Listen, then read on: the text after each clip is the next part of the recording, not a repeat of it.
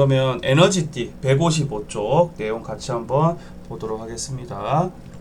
자, 1번 다음 중 고체 에너지띠에 대한 설명으로 옳지 않은 것은 허용된 띠에만 전자가 존재할 수 있죠.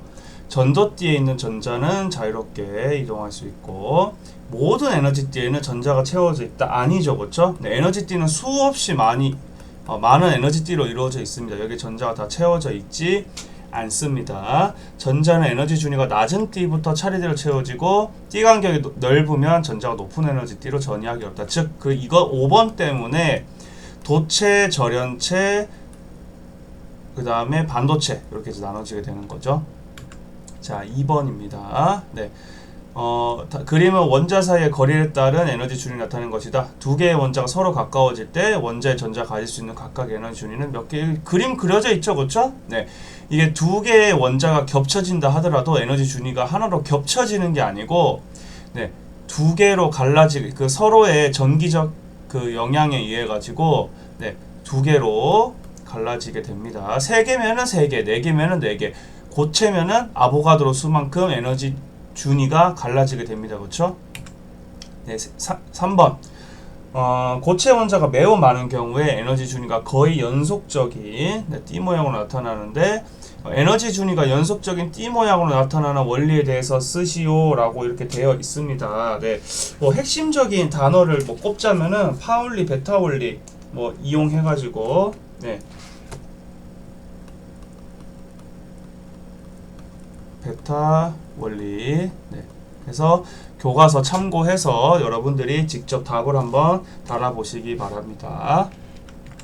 네, 4번입니다.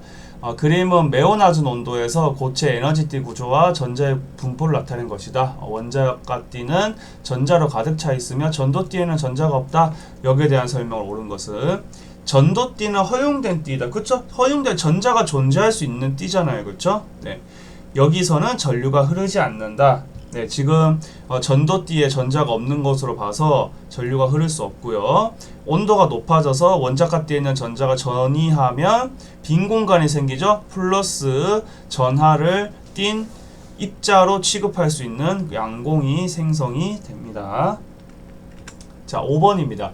그림은 어떤 고체 에너지띠 구도를 나타내는 것이다. 에너지띠, 원자과띠, 전도띠. 네, 원자과띠에 있는 전자 에너지는 모두 같다. 자, 여러분들 제일 잘못 생각하고 있는 것 중에 하나인데요. 이 에너지띠가 여기서는 하나처럼 보이지만 확대하면은 수많은 에너지띠로 이렇게 갈라져 있는 것을 여러분들이 알고 있어야 되고요. 여기에 전자들이 차곡차곡 다 이렇게 존재합니다. 그러면 여기에 있는 전자랑 제일 위에 있는 전자의 에너지가 같을 수가 없죠, 그렇죠?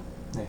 그리고 에너지가 E3는 지금 여기 띠 간격, 여기에는 전자가 존재할 수 없기 때문에 전자는 당연히 존재할 수 없습니다. 원자과 띠의 전자가 전도띠로 전이할 때는 띠 간격 이상의 에너지를 흡수해야 됩니다. 그렇죠? 자, 6번입니다. 네. 원자 3개, 그 다음에 고체 에너지 띠, 여기에 대한 설명으로 전자 에너지, 이건 당연한 얘기고요. 그죠? 전자 에너지는 연속적이지 않습니다. 에너지 띠라고 연속적이지 않고 띄엄띄엄 간격이 굉장히 촘촘한 것이지 띄엄띄엄 떨어져 있습니다. 불연속적이에요. 나에서 각 에너지 띠는 수많은 에너지 준위가 모여서 만들어진 거기 때문에 네, 그래서 답은 5번 이렇게 네, 고르시면 될 것 같습니다. 네, 7번입니다. 그림은 고체 AB와 에너지띠 구조를 나타내는 것이다. AB는 각각 도체와 절연체. 근데 여러분들 아시죠? 그렇죠? 이렇게 원자과 띠하고 전도띠가 붙어 있으면 도체, 그 다음에 떨어져 있으면 절연체입니다. A는 도체. 전기 전도성은 당연히 도체가 절연체보다 좋고 절연체에서 올라갈 때 에너지를 흡수해야 되죠. 그렇죠? 그래서 5번. 지금 에너지띠라든지 전기 전도도, 도체, 절연체 굉장히 쉽거든요. 그래서 여러분들이 어렵지 않게 접근하시면 돼요. 네, 그림은 상온에서 물질 A, B를 각각 건전지와 스위치, 전류계 PQ를 연결한 모습을 나타내는 것이다. 얘는 움직였는데 얘는 바늘이 움직였다고 하죠. 그렇죠? 전류가 흘렀다는 얘기예요. 얘는 아무런 변화고 전류 안 흘렀다는 얘기죠. 그렇죠? A는 전도띠에 전류가 흐른다는 얘기예요. 전류가 흐르려면은 전도띠에 전자가 있어야 되고요. 네, 절연 물질, 절연체란 얘기죠. 전류가 안 통하니까. 원자가 띠와 전도띠 사이 띠 간격은 네, 당연히 절연체가 더 커야 하기 때문에 답은 3번 골라주시면 됩니다. 자, 9번입니다. 네. 딱 봐도 도체, 절연체. 여러분들 딱 이렇게 바로 이렇게 쓸 수 있어야 돼요. 그렇죠? 네. 나에서 스위치를 닫았을 때 바늘이 움직였다고 합니다. 얘는 바늘이 움직였다고? 네. B를 갖다 댔는데 움직였다고 합니다. 그렇다면은 얘는 뭐 절연체기는 하지만 또는 절연체 아니면 반도체일 수도 있겠죠. 그렇죠? 절연체 아니면 반도체인데 어쨌든 간에 스위치를 닫았을 때 전원을 공급해주면은 전류가 흐를 수 있는 그런 이제 물질이라고 얘기할 수 있을 것 같아요. 근데 B에서 A를 바꾸면 당연히 지금 절연체인데도 전류가 통하는데 도체면은 당연히 흐르겠죠. 그렇죠? 네. 나에서 전류가 흐르는 것은 전도띠와 원자가띠 사이에 전도띠하고 원자가띠 사이에 전자가 있으면은 안 되죠. 그렇죠? 전자가 자체가 존재할 수 없는데 상온에서 A의 전도띠에는 네, 전자가 존재함. 도체는 전자가 존재하죠. 그렇죠? 네. 그렇게 얘기할 수 있습니다. 자, 10번입니다. 도체, 반도체, 절연체래요. 그렇죠? 도체, 절연체, 반도체. 이거 어떻게 아나요? 도체는 원자가 띠하고 전도띠가 붙어 있어야 돼요. 그렇죠? 그래서 원자가 띠에는 전자가 쉽게 이동할 수가 있고요. 절연체는 간격이 커서 전자가 이동하기가 힘들고 반도체는 간격은 존재하지만 절연체보다는 간격이 좁다. 요거를 꼭 기억을 해 두셔야 됩니다. 그렇죠? 네, 가는 도체 에너지띠고 그렇죠? 상온에서 전기 전도도는 절연체가 반도체가 더 잘 통하겠지. 반도체 원자가 띠에는 에너지는 모두 같다. 이거 아까 얘기했듯이 틀렸죠. 그렇죠? 자, 답은 1번 골라주시면 됩니다. 네, 굉장히 쉽죠? 네, 빨리빨리 넘어가는 모습을 확인할 수 있습니다. 네, 절대 온도 0켈빈에서 고체 AB의 에너지띠 구조를 나타내는 것이다. 얘는 도체고 얘는 반도체죠. 그렇죠? 도체 반도체라 했는데 원자가띠랑 전도띠 붙어있기 때문에 도체 반도체. 도체 에너지가 3.5, 3.5면은 여기네요. 그렇죠? 여기는 전자가 존재할 수 없는 부분입니다. B에 있는 원자가 D에 있는 전자가 전도띠로 올라가려면 이 간격을 극복해야 되기 때문에 이만큼의 에너지는 최소 이만큼은 흡수를 해야 된다. 그렇게 보시면 될 것 같습니다. 자, 12번입니다. 도체, 반도체, 절연체. 이제 여러분 눈 감고도 도체, 반도체, 절연체다 이렇게 찾을 수 있을 것 같습니다. 네, 전도띠에 존재하는 전자의 수는 절연체가 반도체 많을 수가 없겠죠. 네, 전도띠에 전자가 존재한다는 거는 전류가 흐른다는 거잖아요. 그렇죠? 전기가 가장 잘 통하는 물체는 A겠지? 틀렸고요. C를 연결하면은 온도가 높을수록 전구의 빛이 밝아집니다. 네, 반도체 같은 경우에 온도가 높아질수록 원자가 D에 있는 원자가 전도띠로 올라갈 경우가 많아지기 때문에 전류가 잘 통할 수 있다. 그렇게 얘기할 수 있을 것 같습니다. 네. 자, 13번. 반도체 물질은 온도가 높을수록 전기를 더 잘 통한다. 그래서 에너지띠 구조를 이용해서 설명하시오 라고 되어 있는데 뭐 핵심적인 거는 이제 전기가 통한다는 게 무슨 말입니까? 그렇죠? 원자가띠에서 전도띠로 전자가 이동해야 돼요. 그렇죠? 근데 반도체는 이제 절연체에 비해서 띠 간격이 작아요. 그렇죠? 그렇기 때문에 온도가 높을수록 전자들이 온도가 높을수록 더 많은 전자들이 전이 가능하기 때문에 뭐 전류가 잘 통한다 뭐 이런 식으로 설명하면 될 것 같습니다. 네. 넘어갈게요. 네. 다음은 물질의 전기 전도도에 대한 실험이다. 네. 갑자기 전기 전도도 실험이 나와 있습니다. 그렇죠? 여러분들이 기억하셔야 되는 거는 물리학 시간에는 다루지 않지만 이제 중학교 2학년 때 옴의 법칙, 네, 옴의 법칙. 옴의 법칙은 전류는 저항분의 전. 물체 흐르는 전류는 저항 전압 이렇게 이제 보시면 될 것 같고, 그 다음에 물체의 저항을 직접적으로 이제 계산할 수 있는 방법이 있어요. 그거를 어떻게 계산하냐면은 이렇게 물체 저항은 이게 비저항이라고 해가지고, 비저항이 뭐냐면 저항에 비례하는 상수입니다. 상수. 그러니까 물체의 저항은 길이가 길수록 단면적, 이 단면적이거든요. 단면적 길이. 길이가 길수록 단면적이, 그러니까 굵을수록 작은 거니까 얇을수록 저항이 커지는 거겠죠. 단면적이 얇을수록 길이가 길어질수록 저항이 커지는데, 근데 물체마다, 물질마다 그런 비례하는 값이 존재합니다. 그리고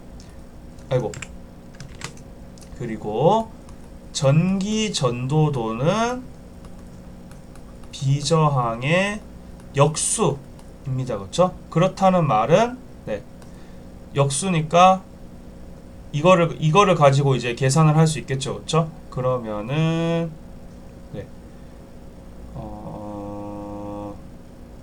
잠깐만요. R은 로.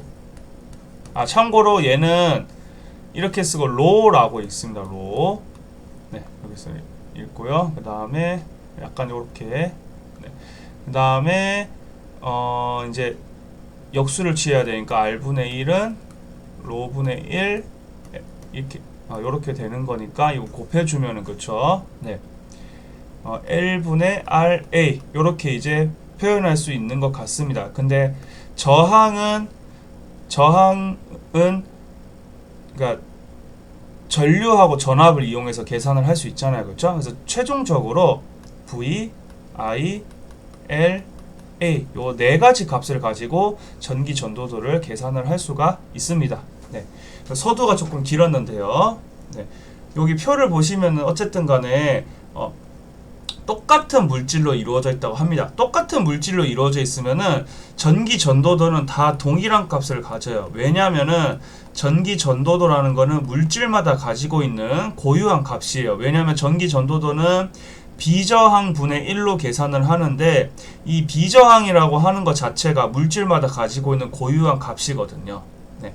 그 다음에 A하고 B를 보시면은 길이 똑같아요. 근데 단면적이 지금 클수록 저항이 작아지죠. 그렇죠? 근데 단면적이 더 작아요. 그렇기 때문에 저항은 50보다 커야 됩니다. 2배가 작기 때문에 저항이 100이다. 이렇게 이제 할 수가 있습니다. 그래서 기역은 50보다 커야 되고요. 디귿은 니은보다 크다. 같아야 하기 때문에 틀렸고, A의 길이가 증가하면은 A의 전기 전도도는 증가한다 라고 그렇게 이제 되어 있는데, 여기 보시면은 얘하고 제가 이제 말을 잘못했네요. 전기 전도도라는 것 자체가 원래 물질마다 정해져 있는 값이기 때문에 길이랑 상관없이 전기 전도도는 무조건 일정해야 합니다. 그래서 틀렸어요. 그럼 여러분들이 이렇게 생각하겠지. 아까 전기 전도도를 이렇게 계산할 수 있다면서요. 그럼 길이가 길어지면은 전기 전도도는 증가하는 거 아닌가요? 라고 생각할 수 있는데, 길이가 길어지면요, 그만큼 전류는 줄어들어요. 왜 전류가 줄어드냐면은 저항값이 커지기 때문에 전류가 줄어듭니다. 그래서 결국에는 똑같아요.